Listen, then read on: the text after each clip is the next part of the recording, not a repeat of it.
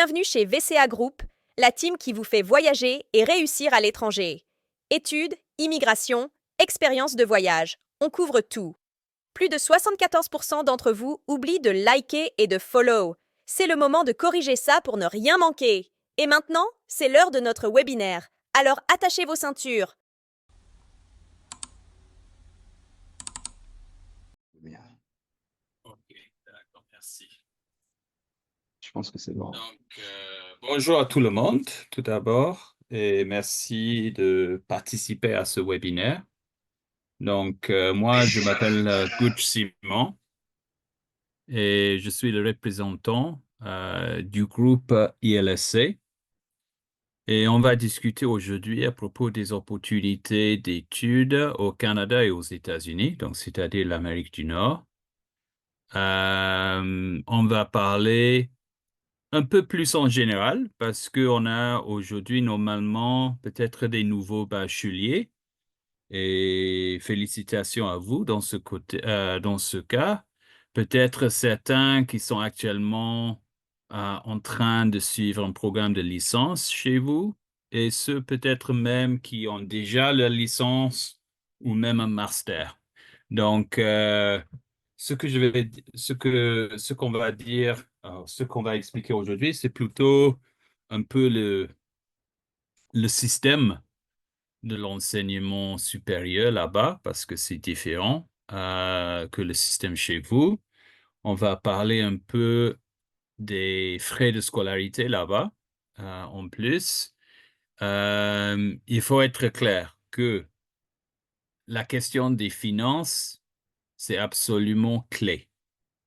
Donc, même qu'il y a chez les universités des bourses partielles selon vos notes. Donc, si vous avez de bonnes notes, il y aura la possibilité de postuler aux bourses partielles.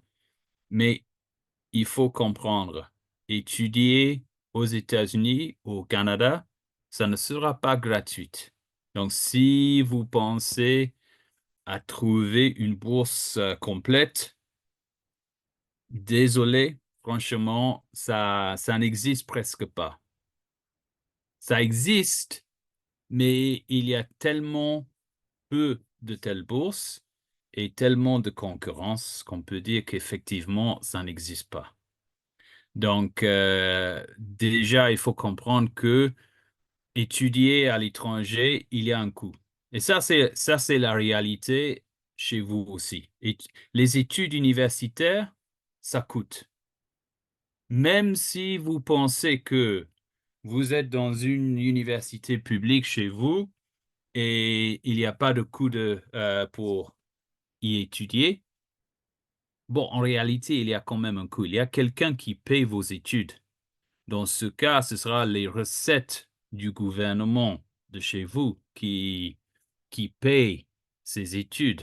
Donc, c'est-à-dire les impôts sur vos parents, sur les entreprises dans votre pays et tout ça. Les études, c'est jamais gratuit. Donc ça, c'est quelque chose qui est très important à comprendre. Donc, il faut avoir l'attente qu'il y aura un coût pour vos études. Mais ce qui est important, c'est de comprendre que si vous planifiez bien, et nous sommes là, nous, à ILSC et nos partenaires dans l'Afrique, VCA, nous sommes là pour vous aider dans ce domaine.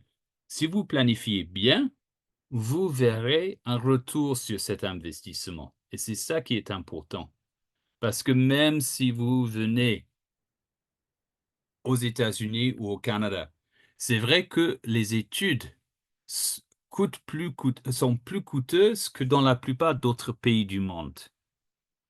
Mais aussi, il y a des avantages. Le système, c'est vraiment un système qui vous prépare pour le monde du travail et ceux qui ont les diplômes canadiens ou américains, ils peuvent souvent gagner un salaire beaucoup plus intéressant du début. Donc, c'est ça, quand on parle d'un retour d'investissement, c'est ça. OK? Alors, vous pensez qu'on peut commencer maintenant? Oui, monsieur, oui, je pense qu'on peut commencer. Je pense que vous avez Ok. la main pour le partage d'écran. Oui, oui, oui. Il me semble que c'est possible. Merci. Donc, OK. Vous voyez, Oui, c'est bien visible. c'est bon maintenant? D'accord. OK. Donc, comme je vous ai dit, on va parler des études aux États-Unis, au Canada. Donc, pour le Canada, c'est vrai que au Canada, il y a la possibilité de poursuivre des études en français. Mais quand même, la plupart du Canada, c'est un pays anglophone. Officiellement, le Canada, c'est un pays bilingue. Mais il faut comprendre que la plupart des habitants, la plupart des provinces au Canada sont anglophones. Donc, pour vous donner quelques statistiques, à peu près 21% des habitants au Canada sont francophones. Et si on parle des provinces, il y a 13 provinces au Canada. Il y a une province, le Québec, où la langue officielle, c'est uniquement le français. Et puis, il y a une autre province, la Nouvelle-Brunswick, qui est officiellement bilingue. Et dans les 11 autres provinces, ce sont des provinces euh, officiellement anglophones. Donc, vous voyez déjà que si vous déciderez de venir au Québec, par exemple, pour étudier en français, moi, je dirais que dans ce cas, vous serez plutôt fixé vous serez plutôt coincé au Québec. Et par contre, si vous êtes prêt à venir pour étudier dans la partie anglophone, après vos études, tout le Canada sera ouvert. Et même pour ceux qui veulent chercher la résidence permanente, ce qui est possible, et je vais expliquer ça un peu plus tard, ce sera avantageux d'être bilingue. Donc, pour la résidence permanente, c'est un système de points et il y a des points si vous parlez les deux langues officielles du Canada, l'anglais et le français, à un certain niveau. Donc c'est pour cette raison que pendant ce webinaire, on ne va pas vraiment parler des études en français au Québec. On va plutôt concentrer sur le Canada anglophone et bien sûr les États-Unis, c'est aussi anglophone. Ça ne veut pas dire que vous devez parler couramment actuellement l'anglais. Je sais déjà que c'est difficile dans la plupart des cas chez vous de bien apprendre l'anglais. D'accord? Donc, que vous êtes au Sénégal, au Burkina, au Mali ou d'autres pays francophones de l'Afrique de l'Ouest, je sais déjà que c'est pas évident de bien parler l'anglais parce qu'il y a peu de gens avec qui vous pouvez pratiquer la langue. Donc, c'est pour cette raison que ce que nous discutons aujourd'hui, ce que propose ILSC, c'est vraiment quelque chose de pratique parce que nous serons là pour vous aider tout d'abord à améliorer votre niveau d'anglais. Effectivement, étudier dans notre groupe, c'est le pont entre vos études chez vous et les études dans une université au Canada ou aux États-Unis. D'accord? Alors, donc, nous, tout d'abord, nous sommes là pour enseigner la langue anglaise. Nous avons nos centres de langue sur place au Canada et aux États-Unis et nous proposons aussi des cours en ligne. Donc, selon vos préférences, selon votre budget, on peut proposer soit de faire toutes les études sur place, toutes les études en ligne, ou même une option hybride où vous commencez en ligne pour terminer sur place. Donc, c'est flexible. D'accord?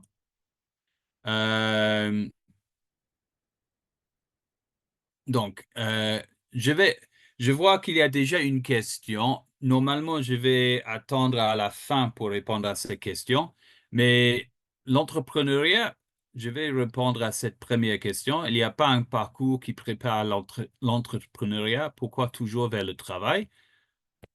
L'entrepreneuriat, c'est du travail, hein. Si tu veux être entrepreneur, tu vas travailler.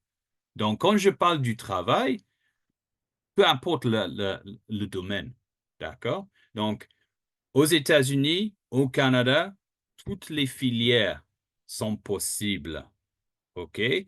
Avec quelques restrictions.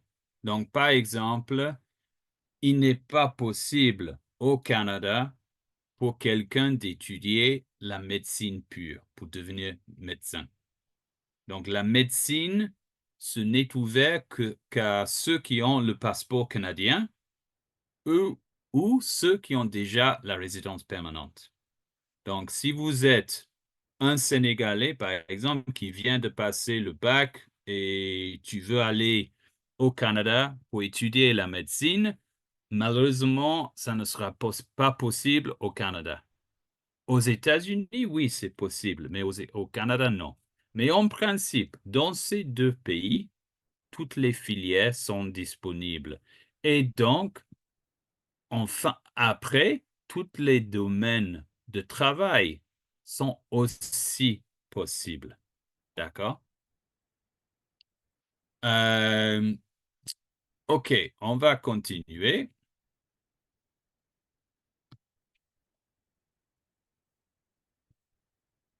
Ah, pardon. Donc, on va parler un peu des frais des études dans une université ou un collège en Amérique du Nord. Quand je parle d'un collège, c'est pas un collège comme toi tu connais. Donc, normalement, le collège chez vous, ça veut dire c'est après l'école primaire et avant le lycée. Non, ce n'est pas comme ça en Amérique du Nord. Le college, c'est un autre nom pour un établissement qui propose l'enseignement supérieur. Il y a des différences normalement entre un collège et une université, mais quand même, il y a des programmes du troisième cycle à une université, pardon, du premier cycle de l'enseignement supérieur à un collège, comme il y a aussi à une université. Donc, ce que j'ai mis ici, ce sont des fourchettes à peu près des frais de scolarité annuels chez des colleges ou des universités au Canada et aux États-Unis sans les bourses. D'accord? Donc, les bourses, on va parler dans quelques instants. Mais quand même, il faut comprendre avec les bourses, comme j'ai dit tout à l'heure, les bourses ne seront pas complètes. Et ça peut vraiment varier. Mais au Canada, vous voyez, il y a j'ai noté trois types d'établissements, les colleges privés, les colleges publics et les universités. Et vous aurez déjà peut-être remarqué quelque chose un peu bizarre, ce qui semble peut-être être illogique, c'est que les colleges privés sont moins coûteux que les colleges publics. La raison pour ça, c'est que au Canada, si tu poursuis des études, soit dans un collège public, soit dans une université, à la fin des études, tu auras automatiquement le droit à un visa de travail. La durée de ce visa de travail, ça dépend un peu de la durée de tes études, mais automatiquement, tu auras un visa de travail à la fin. Par contre, avec un collège privé, tu n'auras pas droit automatiquement à un visa de travail. Et normalement, à la fin de tes études, il sera attendu que soit tu rentres, soit tu continues des études dans un collège public ou dans une université. Et puisque les collèges privés ne donnent pas automatiquement accès à un visa de travail, ils doivent être compétitifs au niveau des frais de scolarité. Donc, il y a des cas où un collège privé, ça peut être une très belle option. Donc, si tu es quelqu'un qui veut plutôt une expérience à l'étranger, l'opportunité de développer ton niveau d'anglais, par exemple, même de gagner un peu d'expérience professionnelle, parce que souvent, chez les colleges privés, il y a les stages pendant les études. Donc, il y a ces opportunités quand même de gagner un peu d'expérience professionnelle, mais tu as l'objectif de rentrer rapidement chez vous à la fin des études. Dans ce cas, un collège privé, ça peut être une belle solution parce que vous voyez déjà, c'est moins coûteux. D'accord? Mais si vous voudrez bénéficier au Canada du visa de travail pour rester un peu plus longtemps au Canada, là, il faudra plutôt penser au collège public ou à une université. Mais dans ce cas, les frais de scolarité seront plus élevés. Et par contre, aux États-Unis, on a les community colleges et on a les universités. Et dans ce cas, à la fin des études, comme au Canada, vous avez le droit de rester pendant une certaine période de temps pour travailler dans le même domaine que vos études, pour gagner de l'expérience professionnelle et en même temps, bien sûr, vous serez rémunéré. Euh, Comme un peu comme au Canada, la durée de cette période où on peut rester après les études aux États-Unis, ça dépend, mais dans le cas des États-Unis, ça dépend plutôt de la filière que vous avez choisie. Donc, normalement, aux États-Unis, il est possible de rester 1 an à la fin des études. Mais si vous êtes diplômé d'une filière STEAM, sciences, technologie, ingénierie, mathématiques, un de ces domaines-là, dans ce cas, vous aurez le droit de rester 3 années aux États-Unis pour travailler. Donc, et à la fin de cette période-là, si vous êtes, par exemple, informaticien ou quelque chose comme ça, ou vous aurez travaillé dans la santé, dans ce cas, parfois, il y aura aussi la possibilité ensuite de prolonger même plus votre séjour, de postuler à un green card pour rester là-bas pour travailler. Donc, il y a des opportunités. Donc, si vous avez l'objectif de rester à long terme, il sera important de bien expliquer quand vous parlez soit avec VCA Group, soit avec moi, par exemple. Il sera important de bien expliquer c'est quoi votre projet parce que chaque étudiant a son propre projet. Je sais qu'il y aura certains parmi vous qui ont juste l'envie d'avoir une expérience à l'étranger, de gagner un diplôme étranger, mais qui ont l'objectif de rentrer pour des raisons différentes. Et par contre, je sais qu'il y aura aussi beaucoup qui veulent rester à long terme à l'étranger. Donc, selon la réponse à une telle question comme ça, on peut déjà commencer à vous proposer les bons chemins. Alors, on a déjà parlé un tout petit peu des bourses, mais tout d'abord, on va expliquer un peu plus. Donc, les bourses, elles sont des bourses de mérite. Donc, ça dépend de vos notes. Ce n'est pas basé sur le passeport de quelqu'un. Donc, le fait que vous avez un passeport sénégalais, burkinabé, malien, camerounais, peu importe. Ça ne donne pas automatiquement droit à une bourse. Les bourses seront allouées selon vos notes. Donc, il faut être réaliste. Franchement, si vous avez bac passable, on ne va pas trouver une bourse normalement pour vous. Si vous avez mention assez bien ou mention bien, alors dans ces cas, on peut commencer à regarder les options. OK?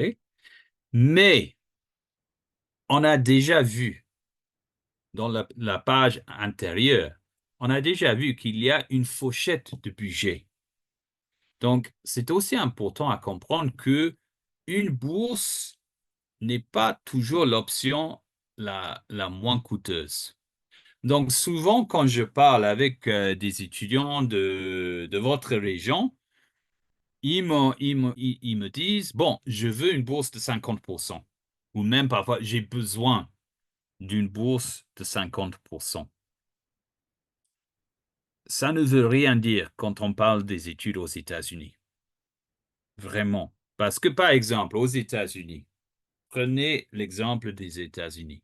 On voit chez une université, ça peut coûter à partir de 7 millions jusqu'à 50 millions. Donc, peut-être il y a une université à 50 millions qui vous donne une bourse, qui vous propose une bourse de 50%. Bravo, vous avez une bourse de 50%. Mais ça veut dire quand même qu'il y a 25 millions à payer. Ce qui est beaucoup plus cher, à mon avis, que 7 millions sans bourse. Donc, ce sont des exemples. On ne va jamais demander à quelqu'un de postuler à une université où les frais de scolarité sont à 50 millions. Mais je veux vous donner cet exemple parce que c'est important à comprendre. Les bourses, ça peut vous aider, mais ce n'est pas forcément la meilleure option, l'option la plus abordable pour vous. Donc, quand on va regarder votre dossier, bien sûr, on va évaluer vos notes, on va poser quelques questions comme c'est quoi le projet? Est-ce que c'est de rentrer? Est-ce que c'est de rester à long terme là-bas? Tout ça. Et après, on va regarder et on va proposer des options qui peuvent être avec ou sans bourse. D'accord? Mais si vraiment vous avez de bonnes notes, dans ce cas, oui, peut-être on peut trouver une bourse qui peut diminuer les frais de scolarité à une bonne université. Euh, et dans ce cas, on sera prêt à vous aider avec ça. Mais franchement, parfois, on va proposer plutôt des établissements où déjà les frais de scolarité sont moins élevés. D'accord? Donc, même si vous n'avez pas de bourse, ce n'est pas forcément le cas que ça veut dire que c'est cher. OK, par rapport au système, très important à comprendre que le système là-bas, c'est différent du système chez vous. Donc, le premier cycle, chez vous, c'est 3 ans, la licence. Mais l'équivalent, le bachelor, c'est pas exactement l'équivalent, mais le bachelor, le premier cycle aux États-Unis et au Canada anglophone, c'est 4 ans. Ça, c'est très important à comprendre parce que ça veut dire que normalement, si vous avez la licence ou vous êtes en train actuellement de suivre une licence chez vous et votre projet, c'est de continuer après la licence, il faut comprendre que dans la plupart des cas, vous ne serez pas admissible directement à un programme de master là-bas parce que vous aurez Bac+3. Et normalement, il y a quelques exceptions, mais normalement, il faut avoir Bac+4 pour accéder directement à un master. Donc, je vais expliquer un peu plus dans quelques instants ce que normalement on va proposer pour ceux qui ont une licence. qu'est-ce qu'on peut faire? Parce qu'il y a plusieurs chemins qu'on peut proposer. Sinon, bien sûr, après le bachelor, il y a le master. Et le master ou MBA, ça peut durer entre 1 an et 2 ans. D'accord? C'est normalement 2 ans, mais parfois, surtout pour le programme MBA, Master of Business Administration, il y a parfois des options accélérées où on peut compléter le programme dans une seule année. Et enfin, il y a aussi l'option, c'est plutôt au Canada, on peut le trouver aux États-Unis, mais c'est plutôt au Canada, les options de Graduate Certificates et Diplomas. Donc, ce sont des programmes du deuxième cycle qui sont, on peut dire, plutôt la voie professionnelle par rapport à un master qui est plutôt la voie académique. Mais un des avantages des programmes de Graduate Certificate, c'est que une licence de 3 ans, ça suffit. Donc, si vous avez la licence, selon votre filière, on pourrait parfois proposer des programmes de Graduate Certificate au niveau du deuxième cycle et vous serez admissible directement.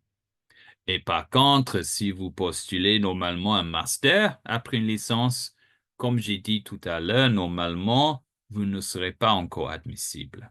D'accord? Donc, c'est pour cette raison, c'est important de comprendre que le système, c'est différent. Bon, qu'est-ce que vous devez fournir pour postuler à une université ou à un collège là-bas? Bien sûr, puisqu'on parle des établissements anglophones, une des exigences sera le niveau d'anglais. D'accord?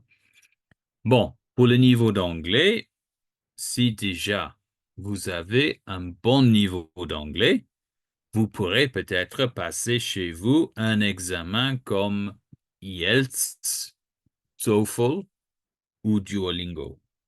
Et selon le résultat, si vous avez une bonne score, dans ce cas, on peut peut-être trouver une université ou collège directement. Mais si vous n'avez pas le niveau d'anglais, ne vous inquiétez pas, on va expliquer nos solutions dans quelques instants. Bien sûr, on aura besoin de vos relevés de notes et de vos diplômes ou attestations de réussite, parce que je sais parfois les diplômes, ça peut traîner. Donc, les relevés de notes, normalement, des 3 dernières années des études. C'est-à-dire que si vous êtes nouveau bachelier, on va demander les bulletins de l'année seconde, de l'année première, de l'année terminale. Si vous êtes actuellement à l'université, peut-être vous devez dans ce cas fournir 1 année ou 2 années de bulletins scolaires, plus 1 année ou 2 années universitaires. Si vous êtes au niveau de master, vous avez déjà complété Bac plus 4, même peut-être Bac plus 5, on va demander tous les relevés universitaires depuis le début. D'accord? Aussi, souvent, c'est pas vraiment nécessaire si vous êtes nouveau bachelier, mais déjà, si vous avez passé le bac au moins d'1 an, 2 ans, ce sera utile aussi de recevoir un CV, un résumé, qui explique ce que vous avez fait chaque année. Ça, c'est très important, surtout si, par exemple, si vous avez passé le bac il y a 3 ans, mais vous n'avez pas commencé les études universitaires depuis, ça sera vraiment essentiel parce que au niveau du visa, il y a quelques obstacles qui peuvent vous empêcher d'obtenir le visa. Bien sûr, un de ces obstacles, c'est la question financière. Si vous ne pourrez pas démontrer assez de moyens, vous ne recevrez pas le visa. Mais aussi, si vous avez même une, mais surtout plusieurs années blanches. Donc, vous ne pourrez pas montrer que vous avez étudié, vous n'avez pas suivi un stage, vous n'avez pas travaillé, et vraiment, il n'y a rien à noter. Ça aussi, ça peut être un obstacle. Donc, c'est pour cette raison que si vous avez passé le bac il y a même 1 an, mais surtout plus, on va demander un CV pour bien comprendre ce que vous avez fait depuis le bac. Et puis, plutôt pour les étudiants du 2e cycle, parfois on aura besoin d'une lettre de motivation, parfois on aura besoin des lettres de recommandation. Dans les lettres de recommandation, ça peut être des recommandations académiques de vos professeurs. Ça peut être aussi des recommandations professionnelles si vous avez une expérience professionnelle. Au niveau de la lettre de motivation, c'est aussi quand même si ce n'est pas nécessaire pour postuler à l'université que vous aurez choisie, si vous postulez le visa canadien, une lettre de motivation qui explique votre projet sera un des documents les plus importants pour le dossier du visa. Enfin, bien sûr, il faut montrer la preuve des moyens. Ça ne veut pas dire que vous, personnellement, doit avoir la somme d'argent dans votre compte bancaire. Si vous êtes un nouveau bachelier de 17 ans, on n'attend pas que vous pourrez montrer sur votre relevé bancaire une somme qui représente la première année des études avec les coûts de la vie. Vous pourrez avoir un sponsor. Normalement, le sponsor, ça sera un membre de votre famille ou plusieurs membres de la famille. Donc, bien sûr, le meilleur sponsor, ça sera un de vos parents.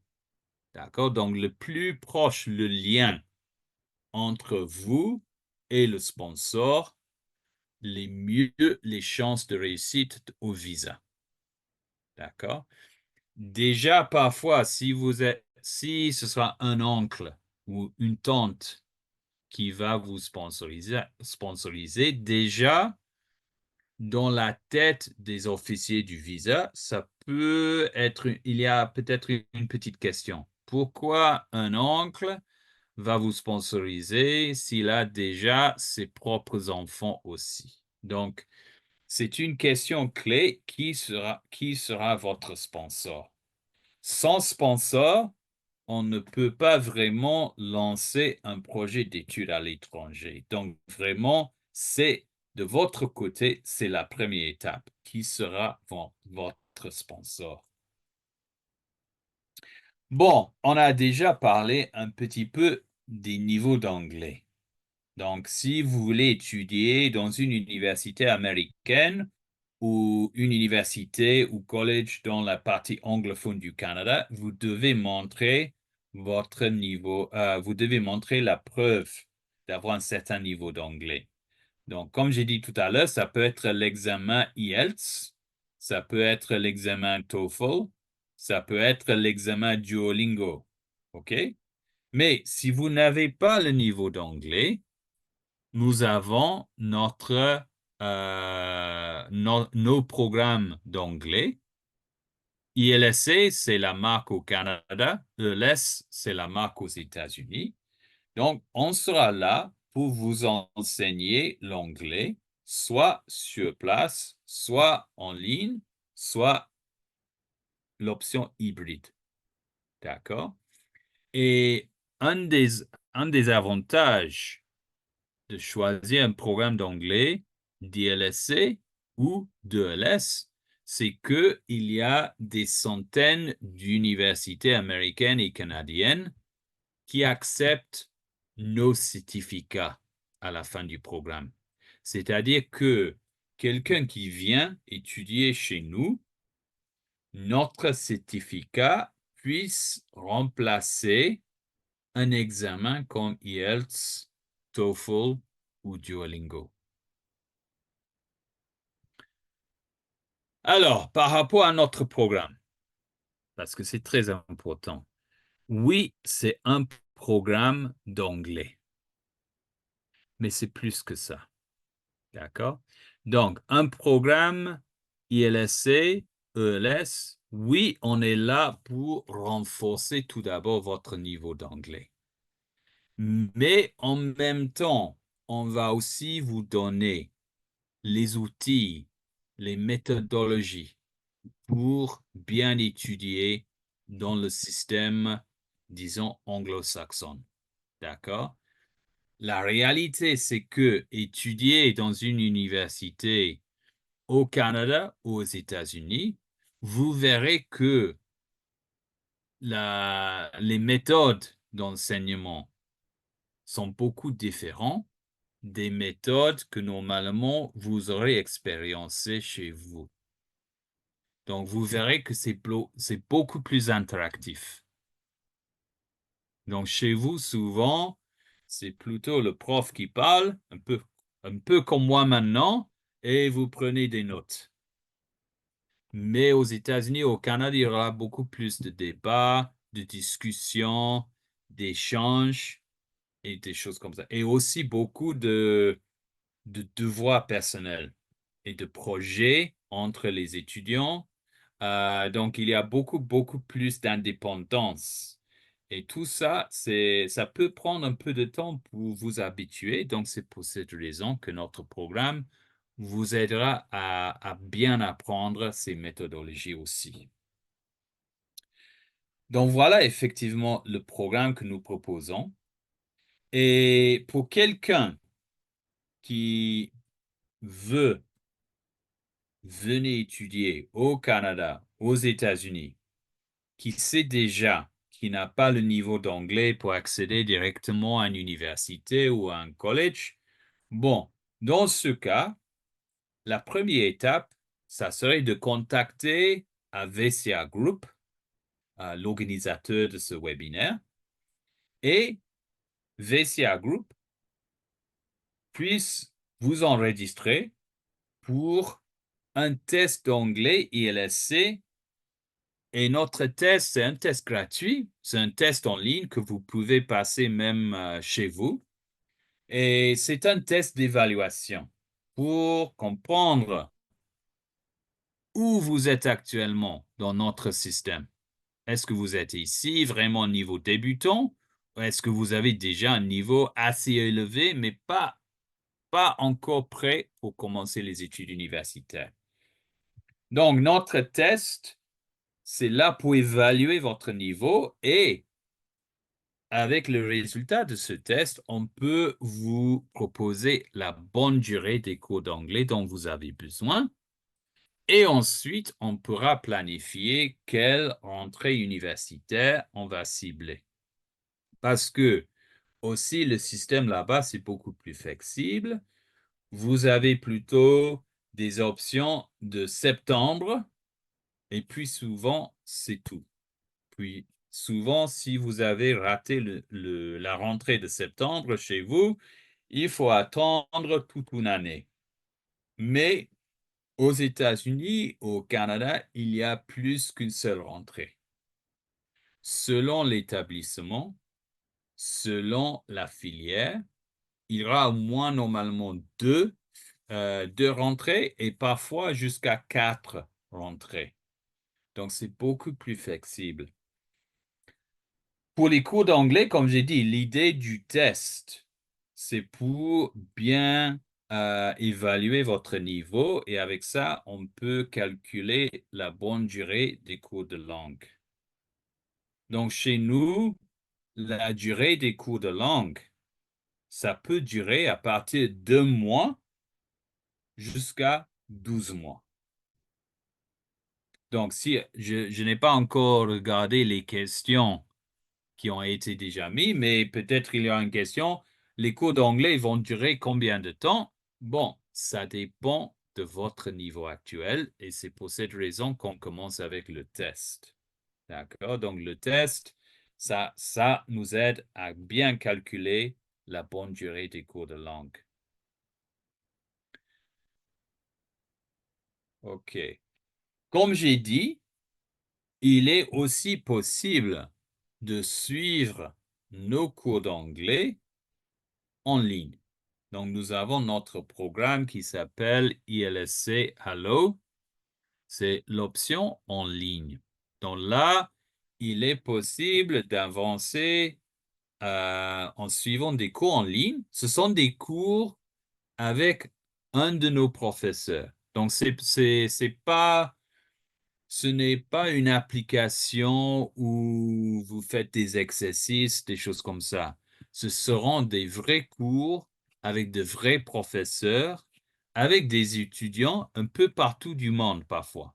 Donc, si vous suivez un de nos cours en ligne, il y aura peut-être des étudiants venant de l'Europe, de l'Amérique du Sud, du Moyen-Orient et plus.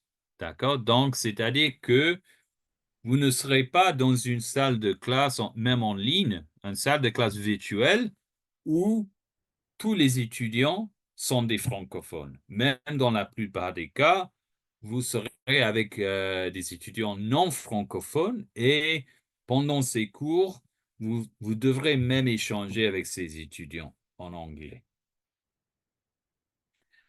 Alors, juste pour préciser encore une fois, quelles sont les étapes à suivre si vous êtes convaincu que vous avez un sponsor qui dispose des moyens et vous avez donc l'objectif de poursuivre des études aux États-Unis et au Canada. Bon, tout d'abord, vous contactez VCA Group pour demander passer le test. On appelle le test le PROLA. Le PROLA. D'accord? Donc, vous pouvez demander de passer le PROLA. Dans ce cas, VCA Group va vous enregistrer pour ce test.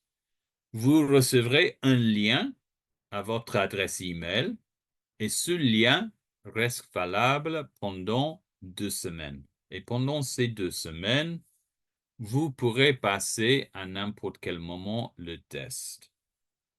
Si vous avez envie de passer le test à 3 heures du matin, vous avez le droit de le faire à 3 heures du matin. C'est peut-être pas la meilleure idée, mais c'est possible.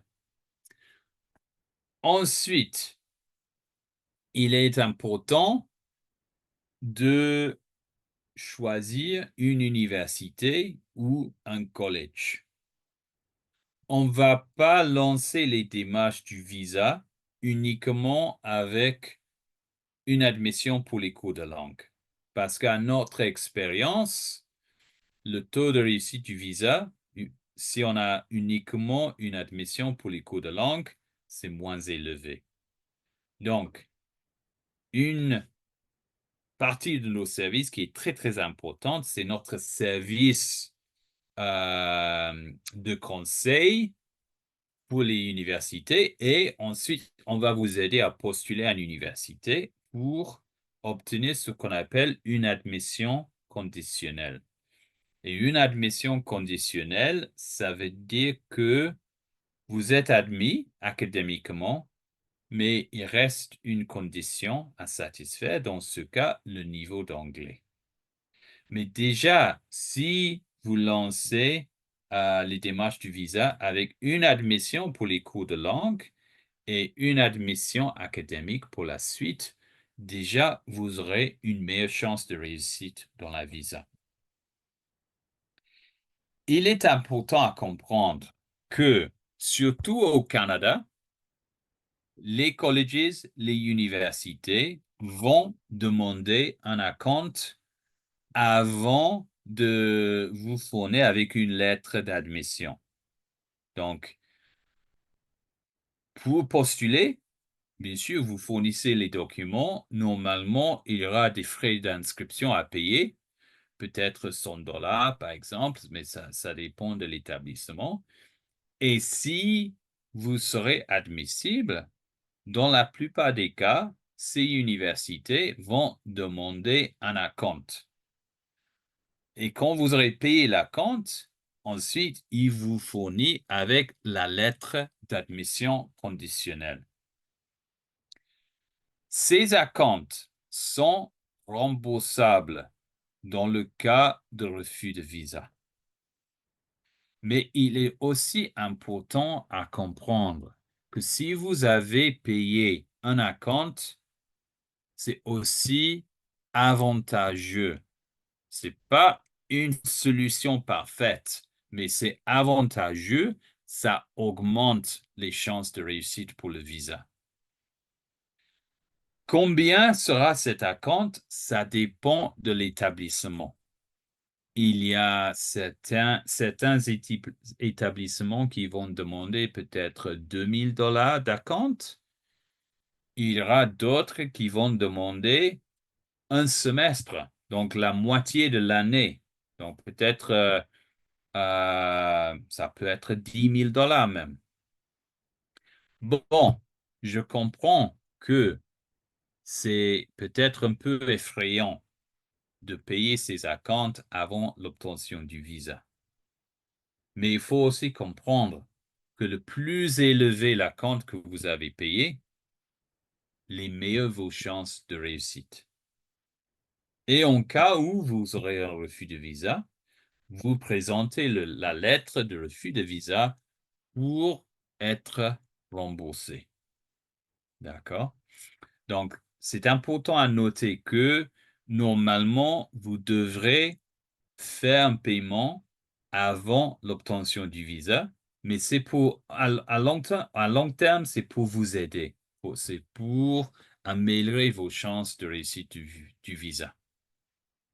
Enfin, si vous obtiendrez le visa, vous venez faire les cours de langue chez nous, et quand vous aurez achevé le bon niveau dans notre programme, à ce moment-là, vous pourrez transférer à l'université où vous avez déjà l'admission. Donc, c'est ça plus ou moins les étapes à suivre. D'accord? Bon, ça, je pense, ça vous a donné déjà une idée du système de l'enseignement là-bas, une idée des frais de scolarité et une idée des étapes à suivre.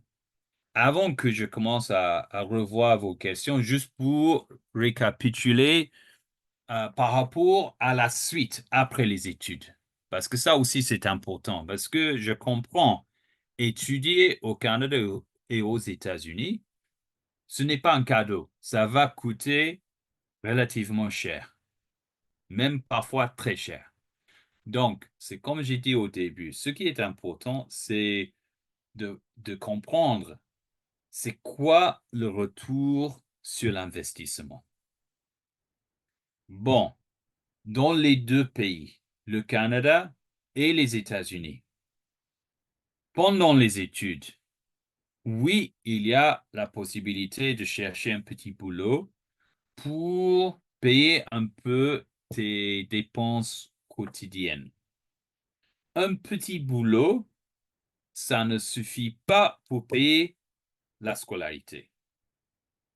D'accord? Donc, parfois, j'ai des étudiants qui me disent, bon, comment je vais financer mes études? Bon, je vais trouver un petit boulot. Non, ça n'est pas malheureusement une solution. Un petit boulot, c'est pour couvrir un peu vos dépenses quotidiennes. Il faut avoir un sponsor pour payer votre scolarité. Ça, c'est vraiment l'essentiel. Si vous n'avez pas de sponsor, malheureusement, je peux vous dire maintenant que les États-Unis, le Canada, ce ne sont pas les bonnes destinations pour vous.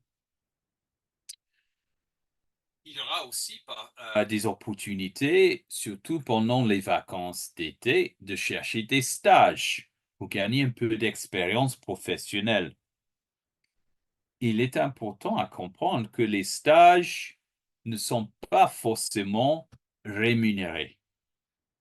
Mais si votre projet, c'est de bénéficier des opportunités d'emploi après les études, les stages sont quand même fondamentaux parce que il sera important pendant vos études d'avoir un peu d'expérience professionnelle. Le plus d'expérience professionnelle que vous pourrez noter sur un CV, la plus facile, ce sera pour vous de trouver un emploi, tout d'abord, après la fin des études, mais aussi de trouver un emploi qui sera mieux rémunéré. Donc, parfois, ça mérite de faire un stage non rémunéré pendant vos études, peut-être à la fin de la première année, peut-être à la fin de la deuxième année de vos études, avec un objectif à la fin des études que vous aurez ces expériences et ça va vous aider à trouver un bon emploi à la fin de ces études. Donc, parfois, il faut penser à long terme aussi. Puis, comme j'ai dit au début, à la fin des études, il y a des opportunités. Tout d'abord, de travailler, de gagner de l'expérience professionnelle et de toucher un salaire. Ça peut être 1 an ou 3 ans aux États-Unis, selon la filière. Au Canada, normalement, actuellement, ça va durer, le permis de travail, ça va durer 3 ans dans la plupart des cas.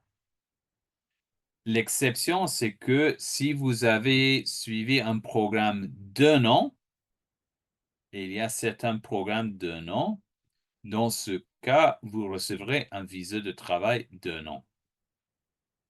Mais en général, si vous avez suivi des études de 2 années ou plus au Canada, peu importe la filière, vous recevrez un visa de travail de 3 années de durée. OK? Bon. Après cette période, d'1 an, 2 ans, 3 ans,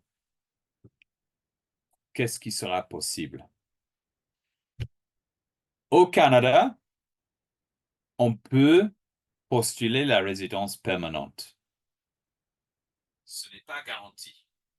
D'accord? Donc, je ne peux pas garantir que vous pourrez rester la durée de votre vie là-bas. Je ne peux pas le garantir. Mais il y a quand même un chemin pour ceux qui ont de l'expérience professionnelle.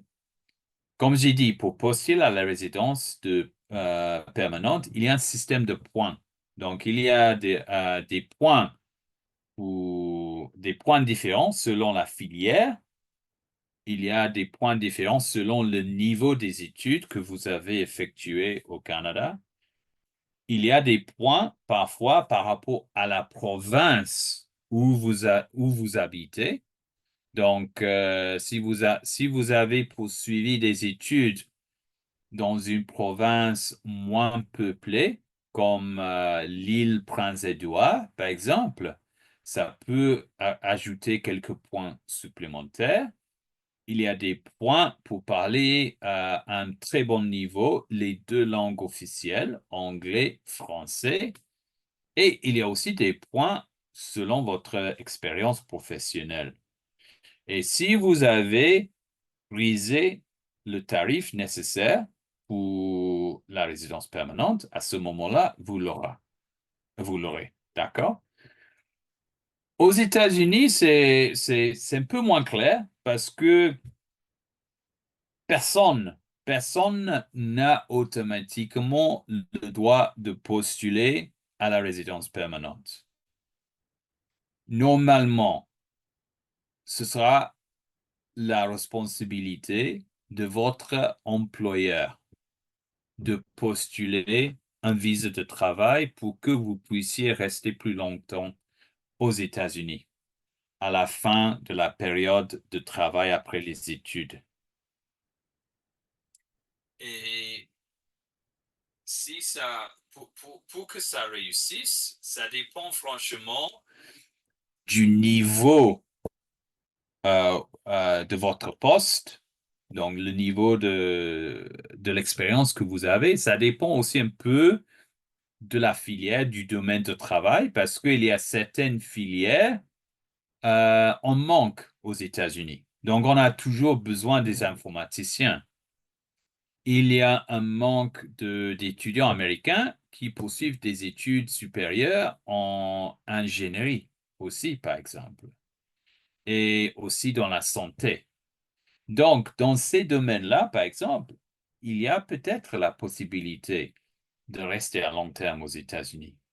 Si vous avez plutôt suivi des études de marketing ou de la commerce ou de la gestion, ça va être beaucoup plus compliqué, franchement, parce que il y a beaucoup d'étudiants américains qui ont choisi qui choisissent ces genres de filières. Et donc, dans la plupart des cas, ça va être compliqué vraiment de rester à long terme aux États-Unis. Mais voilà, il y a quand même ces opportunités. Donc, c'est ça ce que je veux dire quand je parle d'un retour sur votre investissement. OK? Bon, on va regarder quelques-unes maintenant les questions que vous avez eues. Donc,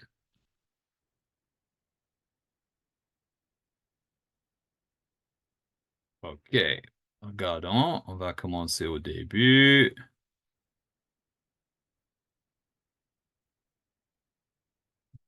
Donc, j'ai déjà, je pense, expliqué la bourse, obtention de visa. Donc, ça aussi, j'ai répondu.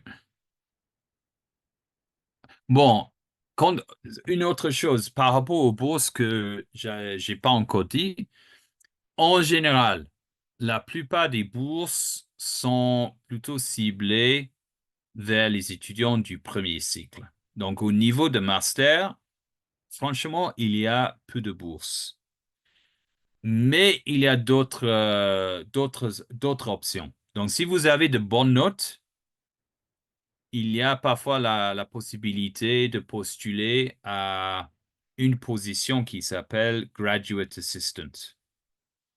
C'est souvent même mieux qu'une bourse parce qu'effectivement, être Graduate Assistant, ça veut dire que vous êtes employé de l'université où vous poursuivre vos études. Donc, vous aurez un contrat de travail. Donc, vous gagnerez un petit salaire. Et souvent, vous recevrez une réduction sur les frais de scolarité aussi. Donc, ça peut être même plus intéressant que uniquement une bourse. Mais, bien sûr, ce genre de poste, c'est compétitif. Donc, ça dépend de vos notes, ça dépend aussi de ce que vous avez fait hors de la salle de classe. Donc, si vous avez fait quelque chose d'exceptionnel, un peu différent. Par exemple, si vous avez euh, si vous avez travaillé dans la communauté pour développer la communauté, des choses comme ça peut être vraiment un point fort. Donc, pour les bourses au niveau de master, ça sera un peu compliqué, mais parfois, si vous avez vraiment le bon profil, on peut cibler ces postes de graduate assistant.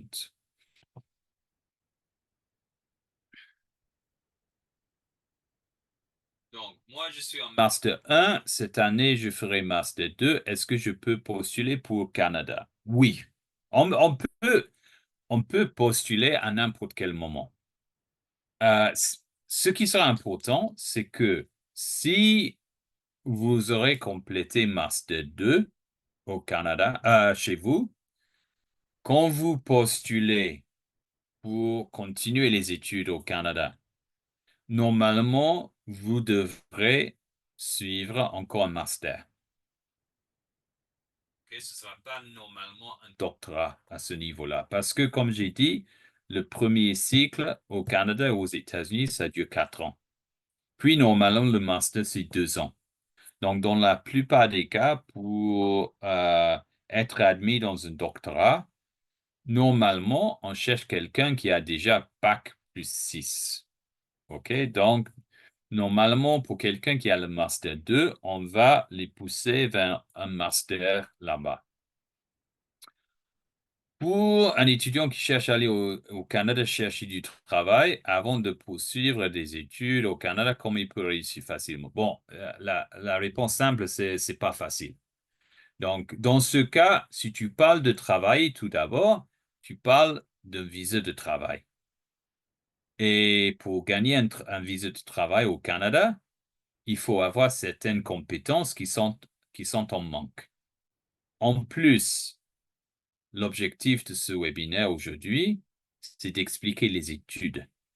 Donc, les études, ça peut mener au travail après. Mais on n'est pas des consultants de travail. On est des consultants d'études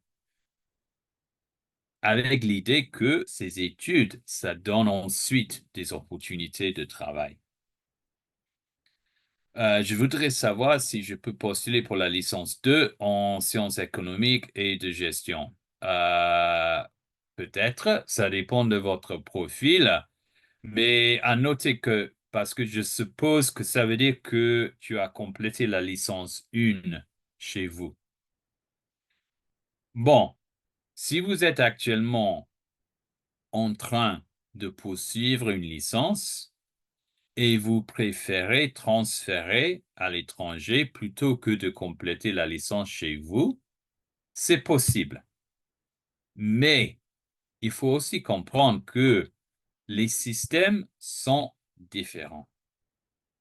Donc, quelqu'un qui a complété la licence 1 au Sénégal, par exemple, ne sera pas admissible à la licence 2 là-bas, normalement. À moins qu'il y a un contrat d'échange entre votre université, chez vous, et une université au Canada et aux États-Unis.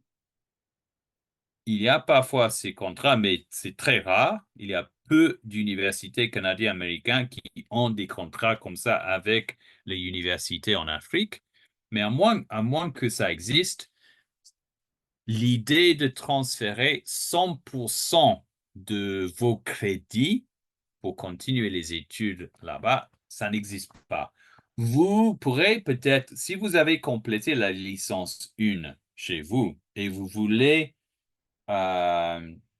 transférer maintenant, honnêtement, plus ou moins, vous recommencez du début. D'accord?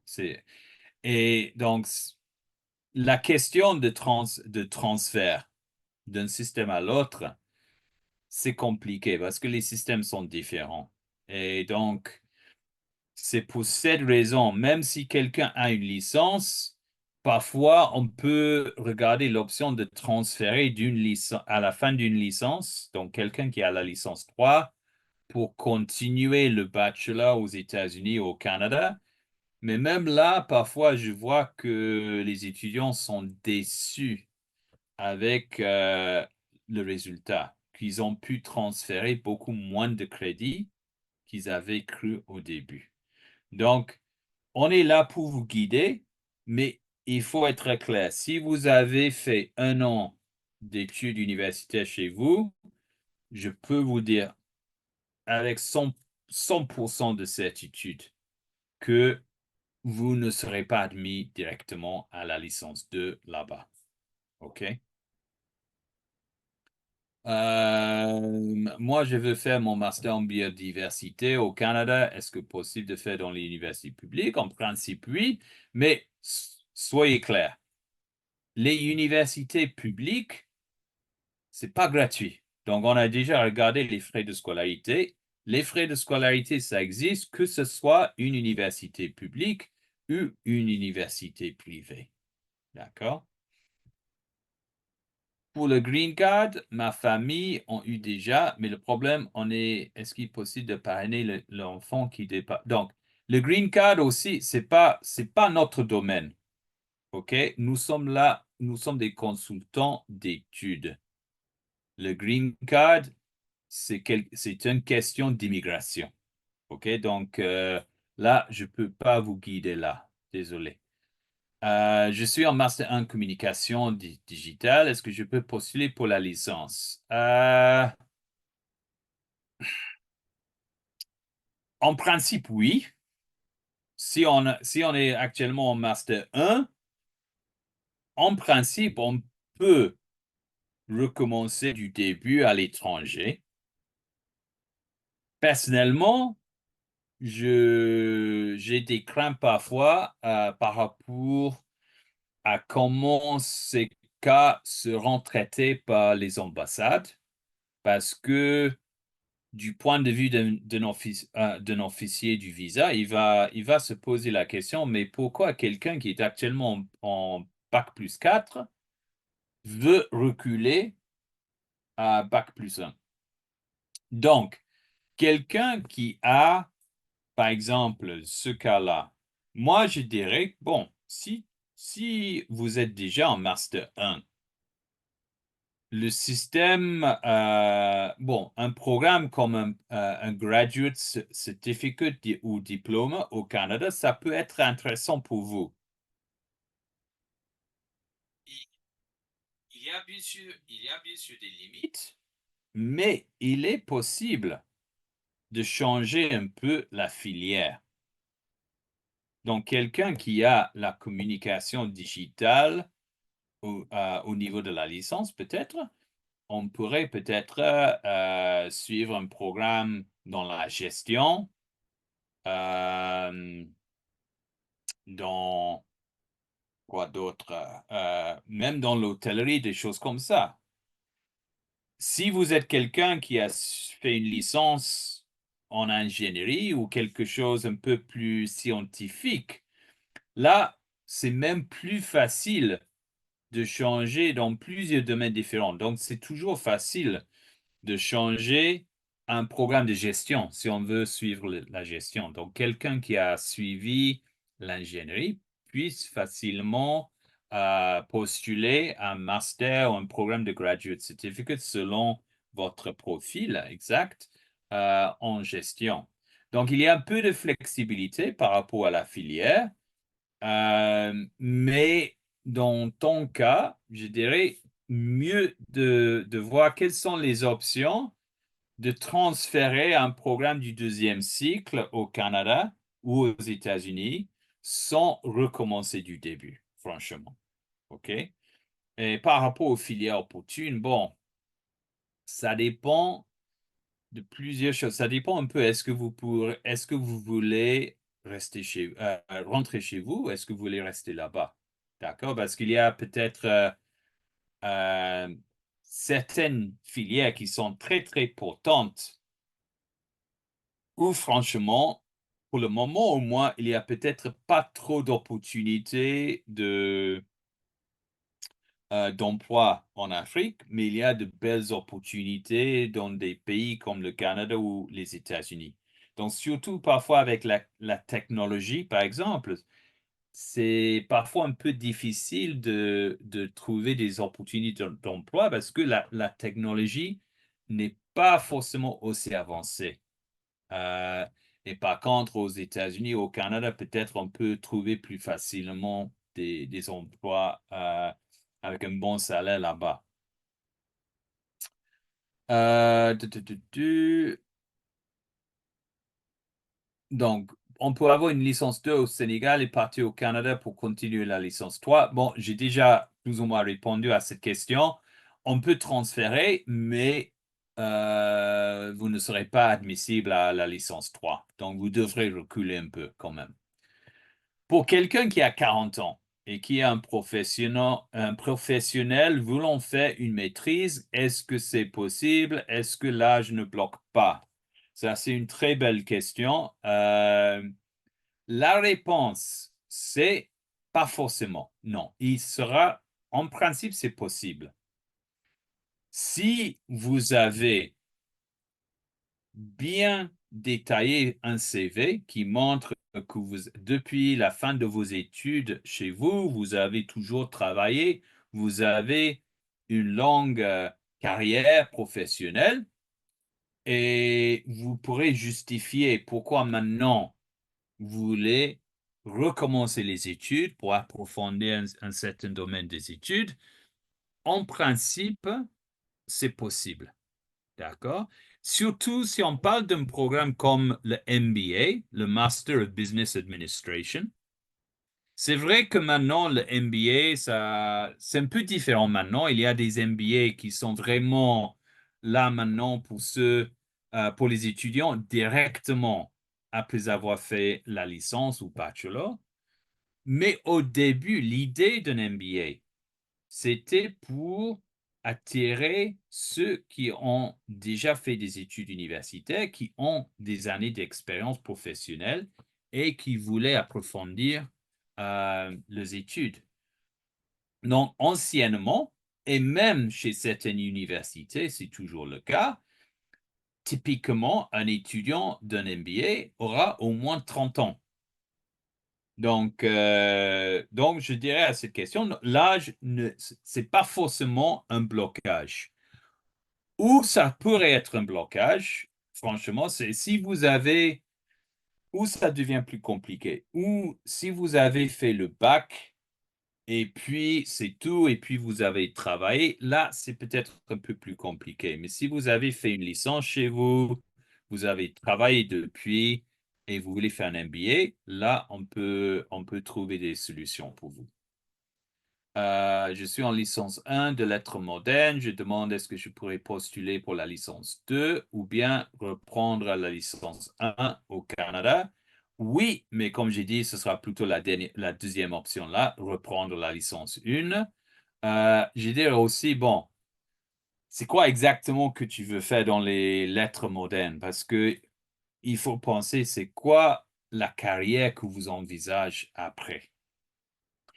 Est-ce qu'il y a des écoles de restauration? Parce que j'ai fait une formation de restauration et j'ai eu le BEP restauration. Je voulais continuer au Canada. Est-ce que c'est possible? Oui. Donc, l'école. Donc, ça, dans ce cas, quelqu'un qui veut étudier dans l'hôtellerie, la restauration, des filières comme ça, là, vraiment, je dirais, on va regarder plutôt chez les colleges. Les colleges, comme j'ai dit tout à l'heure, c'est plutôt le chemin professionnel.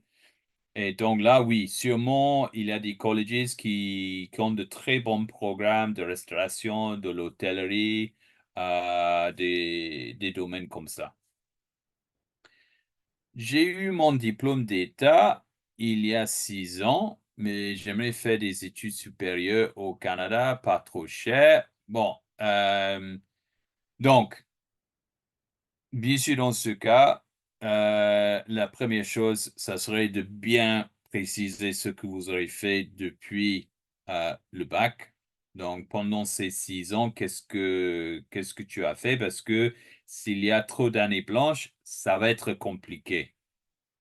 Ça, même dans le cas où il y a trop d'années blanches, il y a peut-être il sera peut-être le cas, on va dire, bon, franchement, les États-Unis, le Canada, ce ne sera pas pour vous. Mais même dans ce cas, ça ne veut pas dire que les études à l'étranger, c'est impossible. Les États-Unis, le Canada, ce sont que 2 pays au monde où on peut faire des études. Ce sont des pays, ouais, peut-être les plus prestigieux, vraiment haut de gamme. Mais il y a beaucoup d'autres pays où le visa sera beaucoup plus facile, ou qui sont plus convenables pour quelqu'un qui a un profil un peu compliqué, mais où la qualité des études, c'est quand même pas mal. D'accord? Donc, ça aussi, je veux être très clair. Étudier aux États-Unis et au Canada, c'est pas pour tout le monde. Il faut avoir les moyens, tout d'abord. Il faut avoir le bon profil. Mais si, par exemple, vous amenez votre dossier à VCA Group et VCA Group partage votre dossier avec moi et on fait une évaluation et dit non, malheureusement, vous n'avez pas vraiment un bon cas pour étudier aux États-Unis ou au Canada, ça ne veut pas dire que c'est la fin. Peut-être on pourrait proposer d'autres pays. J'ai fini la licence il y a 4 ans. Je travaille dans une agence immobilière. J'aimerais aller pour mon master 1 et 2, c'est possible. Bon, ça serait possible de continuer vos études. Comme j'ai dit, dans la plupart des cas, la licence ne sera pas suffisante pour être admissible directement à un programme de master, mais on pourra proposer des options pour vous.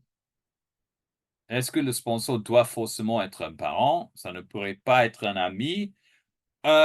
Ça peut, mais comme j'ai dit tout à l'heure, du point de vue de l'ambassade, le plus proche le lien entre votre sponsor et vous, le mieux. Et c'est bien compréhensible pour un officier du visa pourquoi un père ou une mère veut sponsoriser ses enfants. Parce que ça, franchement, c'est ce qu'on attend des parents.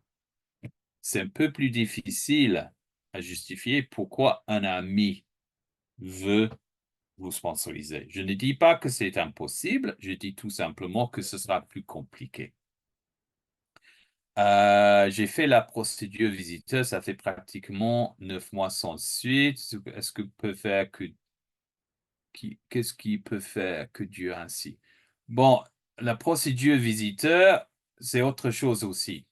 Ici, on est là pour les études, donc ça veut dire un visa étudiant, pas un visa visiteur normalement. Mais c'est vrai que parfois, les démarches du visa, ça peut traîner. J'imagine que toi, tu as postulé au Canada. C'est vrai que au Canada, surtout au début de cette année, il y a, il y a eu vraiment des délais et c'est pour cette raison que ils ont changé un peu les règles, surtout par rapport au visa étudiant. Donc, on attend petit à petit que ça va aller un peu plus rapidement à l'avenir. Mais quand même, il faut prévoir quelques mois normalement pour un visa canadien. Euh, tu, tu, tu, tu. Donc, je suis au Bénin, je postule aux bourses d'études au Canada et aux États-Unis. J'ai jamais eu la chance d'être sélectionné. Comment dois-je faire? Bon, franchement, ce que je te propose, c'est d'envoyer ton dossier à VCA Group et on va voir s'il y a selon tes notes, s'il y a des options qu'on peut proposer. Mais si tu cherches précisément une bourse à 100%, là, comme j'ai dit tout à l'heure, c'est pas réaliste, malheureusement. On va pas trouver une solution pour toi. Quelle est la durée d'études d'un étudiant en licence 3 anglais? Bon, ça dépend de ce que tu veux faire après. Donc, quelqu'un qui a la licence en anglais, normalement, j'espère que tu as déjà le niveau d'anglais pour passer un examen comme le TOEFL pour accéder directement à l'université. Et puis ensuite, la durée, ça dépend du diplôme que tu cherches. Pour le sponsor, il faudrait qu'il ait au moins combien en termes d'argent? Bon, ça aussi, ça va dépendre de l'université que vous aurez choisi, mais principalement, que ce soit les États-Unis, que ce soit le Canada, il faut être capable de montrer une année, au moins une année de dépenses pour la scolarité et le coût de la vie. Aux États-Unis,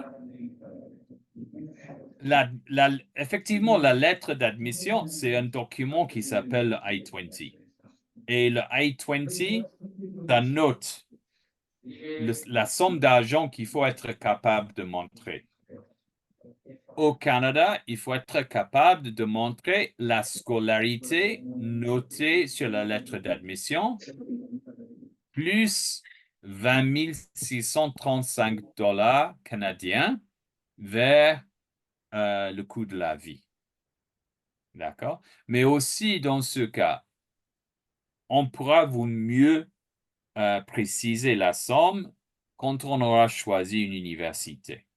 Et aussi selon les bourses, parce que si vous avez une bourse partielle, on peut bien sûr réduire un petit peu, dans ce cas, la somme à noter.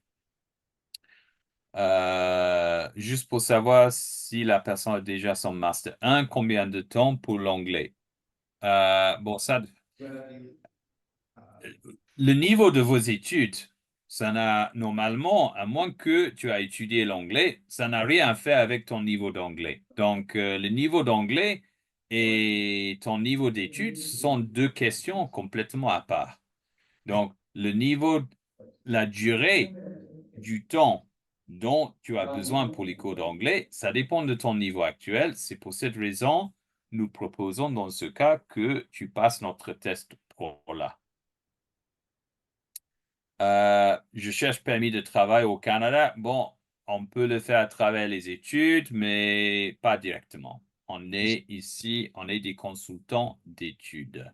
Excusez-moi, monsieur Gou. Euh, oui, Bon, je constate il y a pas mal de questions vas-y. qui se répètent quand même et aussi des questions qui sortent quand même un peu du cadre du webinaire. Donc, je pense que monsieur Bush l'a précisé lorsqu'il débutait la présentation. Donc, le webinaire concerne exclusivement les études. Donc, sur certaines questions, en raison des connaissances qu'il détient, il vous a apporté des éléments de réponse. Mais en plus aussi, dans les questions, il y a plusieurs cas donc, qui sont des cas un peu personnels. Ce serait un peu difficile de répondre à tous ces cas-là. Donc, ce qu'on peut faire, c'est, je pense que les questions qui concernent les candidats de manière générale ont été quand même répondues. Maintenant, pour le cas spécifique de chacun d'entre vous, on ne pourra pas répondre en ligne. Ce sera un peu difficile. Sinon, on risque d'en oublier certains. Donc, peut-être ce qu'on peut faire pour des cas spécifiques, peut-être, pourrait peut-être nous recontacter via les numéros avec lesquels on vous a contacté. Comme ça, nous, on pourra prendre le soin de répondre à vos préoccupations de manière spécifique. Mais ici, on va essayer de s'attarder sur des questions un peu générales et qui concernent exclusivement les études. Donc, on va mettre les procédures d'immigration à part et on pourra vous apporter les éléments de réponse après. Et puis, j'ai vu quelques questions par rapport au Cégep ou à l'Université de Laval. Ce sont des options dans la partie francophone. Aujourd'hui, ce webinaire, c'est à propos des études dans des zones anglophones. D'accord? Donc, c'est pas pertinent au sujet de ce webinaire, mais bien sûr, si vous avez des questions dans ce cas, vous pourrez contacter après à VCA Group. OK? Parce que VCA Group représente des établissements différents. C'est pas uniquement notre établissement. Mais aujourd'hui, l'objectif, c'est d'expliquer les études dans des zones anglophones. OK? Euh, bon, juste, juste peut-être pour finir, parce que déjà, on a, euh, je pense, Exactement. excédé le temps. Peut-être juste pour finir, tu peux juste expliquer les coordonnées parce que j'ai vu à la fin, il y a plusieurs questions demandant Exact. comment contacter. Mais Exact. de ma part, merci beaucoup pour votre attention, pour vos questions. J'espère que ça vous a aidé. Et maintenant, je laisse la parole à VCA Group.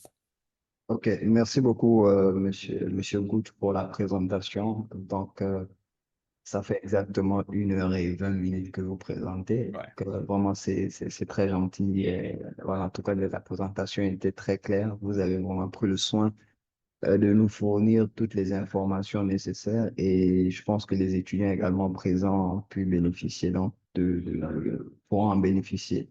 Bon, maintenant, par rapport à ce que monsieur Duc a expliqué, donc, effectivement, si vous êtes intéressé par les propositions qui sont faites, donc on rappelle simplement, comme il l'a dit en fin de propos, VCA Group ne se limite pas seulement qu'aux établissements qui sont présentés aujourd'hui par monsieur Bouch, mais c'est l'objet du webinaire, raison pour laquelle nous n'avons pas voulu aborder d'autres sujets. Mais ouais, une fois que vous contactez BCA Group via ces canaux, donc les réseaux sociaux ou bien les numéros WhatsApp, je pense que beaucoup d'entre vous ont reçu les messages de rappel d'entretien à travers des messages WhatsApp. Vous pourrez simplement recontacter ces numéros-là et nous, on se fera un plaisir de répondre à vos préoccupations. Mais si vous êtes intéressé par les études, dans la zone francophone du Canada ou bien en France, en Turquie, ou bien voilà, partout ailleurs, nous, on pourra vous accompagner. Maintenant aussi, donc, je pense qu'il y a mes collègues qui ont déjà mis leur numéro de téléphone aussi dans la barre de discussion. Vous pourrez également contacter ces collègues-là et on se fera un plaisir de répondre à vos demandes. Donc, je pense que pour la plupart d'entre vous, en tout cas, je pense que vous avez reçu les messages de rappel via WhatsApp. Et voilà, ces numéros-là sont les numéros que vous pourrez contacter en cas de besoin. Voilà, je pense donc que ça, c'est ce qui va peut-être marquer la fin de notre rencontre ici. Donc, on espère que excusez-nous, vous avez pu obtenir le maximum d'informations. Donc, avant de nous séparer, je vais peut-être donner la parole à Monsieur Wood, peut-être pour le mot de fin, et ensuite, voilà, on va se dire au revoir. Excusez-moi.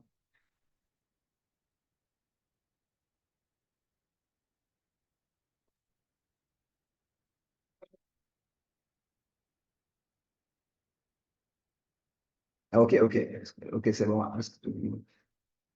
Merci. Donc voilà, donc juste merci, merci pour votre attention. C'est juste pour peut-être pour dire une dernière chose, c'est vraiment une décision potente. D'accord? Il faut prendre du temps à bien réfléchir, à bien discuter avec la famille pour préciser qu'est-ce qui est abordable, qu'est-ce qui n'est pas abordable. Le plus de renseignements que vous avez avant de contacter AVCA Group, le mieux. Parce que il n'y a pas une seule solution. C'est ça en fait. D'accord? Donc, ce qui est important, c'est que une solution qui sera proposée par VCA Group et par nous, ça doit être une solution personnalisée selon vos besoins, selon vos objectifs, selon vos moyens, etc., etc. Donc, vraiment, c'est important de bien réfléchir tout d'abord, de déterminer c'est quoi le projet, de fixer un budget avec avec votre sponsor, et puis ensuite, ce sera à nous de rechercher, de faire des propositions pour vous ensuite à déterminer laquelle c'est la bonne option pour vous. Voilà, sinon, merci. Je vous souhaite une très belle journée. Et de ma part, je suis très content qu'il y a eu tant de questions aujourd'hui. Donc, ça veut dire qu'il y a vraiment un intérêt. Donc, merci à vous. Ok, merci beaucoup. Et voilà, donc ce que M. Bouch essaye de dire à la fin, c'est simplement donc la gestion du budget, c'est-à-dire l'évaluation de ce qui vous permettra, n'est-ce pas, de réaliser votre projet d'études. Vous pouvez avoir pour ambition d'étudier au Canada, mais n'avoir par exemple avoir un budget limité, par exemple pour la France. Ce sont des propositions qu'on peut également passer. Voilà, donc on reste disponible pour répondre à votre occupation, pour vous accompagner. Donc, si vous avez des questions à nous poser, on reste disponible. Donc, voilà, on vous remercie et vous souhaite de passer une excellente fin de journée ou bon début de journée, selon l'endroit où vous vous trouvez.